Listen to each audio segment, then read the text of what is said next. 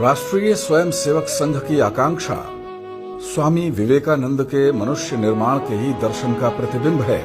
वस्तुतः स्वामी विवेकानंद की मनुष्य निर्माण की इसी आकांक्षा को पूरा करने के लिए डॉक्टर हेडगेवार जी द्वारा संस्थापित मार्ग का ही नाम है राष्ट्रीय स्वयंसेवक संघ।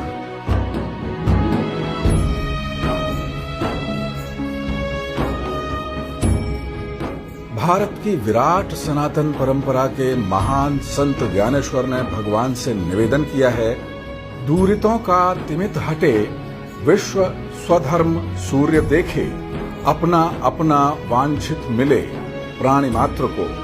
संघ ने इसी तर्ज पर लक्ष्य की प्राप्ति हेतु अपनी कार्यप्रणाली एवं क्रियाकलापों को ढाला है।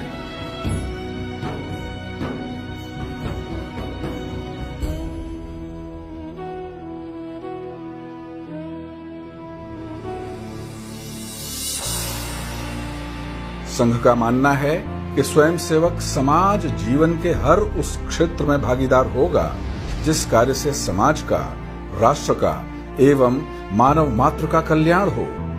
इसके लिए जरूरी है कि हर स्वयंसेवक समाज सेवी बने।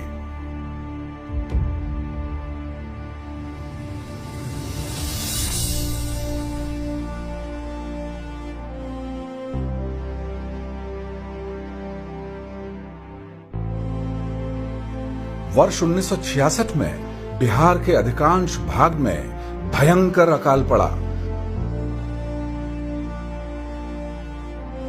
उस समय बिहार में केबी सहाय के नेतृत्व में कांग्रेस की सरकार थी, जो केंद्र में राज कर रही इंदिरा गांधी सरकार से अकाल में दी जा रही मदद से खुश नहीं थी। बिहार के अंदर सूखे की पृष्ठभूमि पर ही आम चुनाव लड़ा गया और कांग्रेस सरकार उसमें हार गई।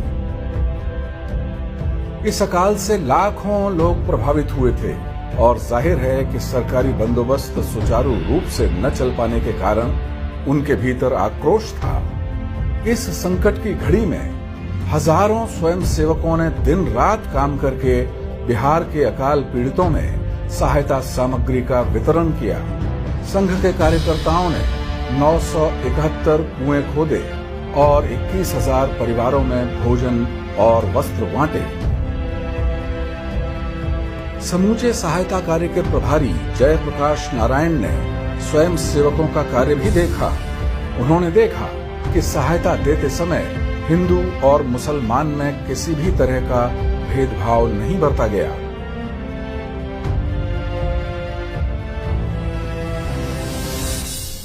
स्वयंसेवक तो अपना निजी पैसा भी खर्च कर रहे थे। जिन लोगों को सेवा की आवश्यकता होती थी, स्वयंसेवक उन तक स्वयं पहुंचते थे। 6 फरवरी 1967 को एक ऐसे ही अकाल पीड़ित सहायता केंद्र का उद्घाटन करते हुए जयप्रकाश नारायण ने कहा था, संघ के स्वयंसेवकों की निस्वार्थ सेवा की बराबरी कोई नहीं कर सकता, देश का प्रधानमंत्री भी नहीं। यातायात के साधनों के बिना स्वयंसेवकों ने 700 गांवों में सेवा कार्य किया। मुष्टि धान्य अर्थात मुट्ठी भर अनाज हर परिवार से नाम का एक कार्यक्रम शुरू किया गया, जिसके तहत 1,500 क्विंटल अनाज इकट्ठा कर 18,000 परिवारों तक पहुंचाया गया। सस्ती दरों पर खाने की कैंटीन खोली गई। महामारियों को रोकने के लिए 10 चिकित्सा केंद्र खोले गए। अकाल से पशुओं को बचाने के लिए बिहार के कई भागों में पशु आहार केंद्र खोले गए।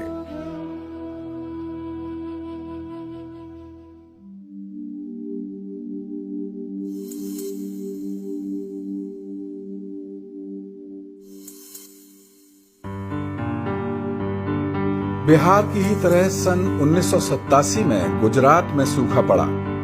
ऐसा सूखा दशकों से कहीं नहीं पड़ा था। फसलें बर्बाद हो गई थीं और पशुधन चौपट। 18,000 गांवों में से 15,000 को अभावग्रस्त घोषित कर दिया गया। स्थिति भयावह होती जा रही थी। राष्ट्रीय स्वयंसेवक संघ के स्वयंसेवकों के द्वारा तत्काल एक पीड़ित सहायता समिति का गठन किया गया, जिसकी पहली योजना थी पशुधन का संरक्षण, 45,000 से अधिक पशुओं को रखने के लिए 123 शिविर खोले गए, 21,000 गायों को बचाया गया। इसे आगे संरक्षित रखने के लिए स्वयं सेवकों ने कम से कम पानी का इस्तेमाल कर चारे के उत्पादन में वृद्धि की।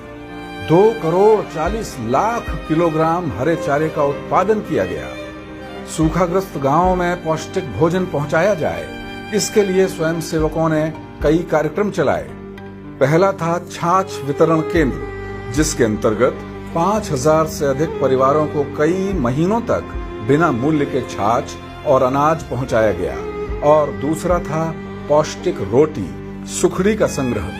सुखड़ी यानी गेहूं के आटे, घी और गुड़ से बनी रोटी। सूखाग्रस्त गांवों में कुपोषण से लड़ने के लिए ये अभियान वरदान साबित हुआ।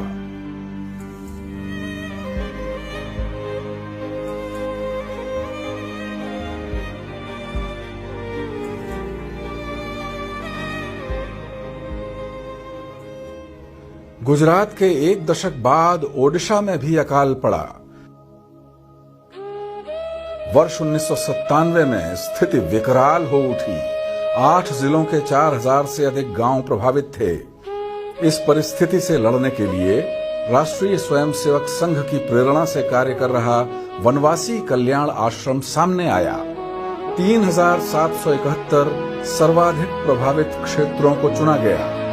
3,771 गांवों में 11,221 क्विंटल चावल, 2,000 से अधिक गांवों के गरीब किसानों के लिए 3,580 क्विंटल बीज, 15,000 से अधिक गांवों के बच्चों के लिए 180 क्विंटल दुग्ध चूर्ण, 170 गांवों की 2,000 गायों के लिए 1,035 क्विंटल चारा वितरित किया गया तथा 508 गांवों में अस्थायी कुएं बनाए गए।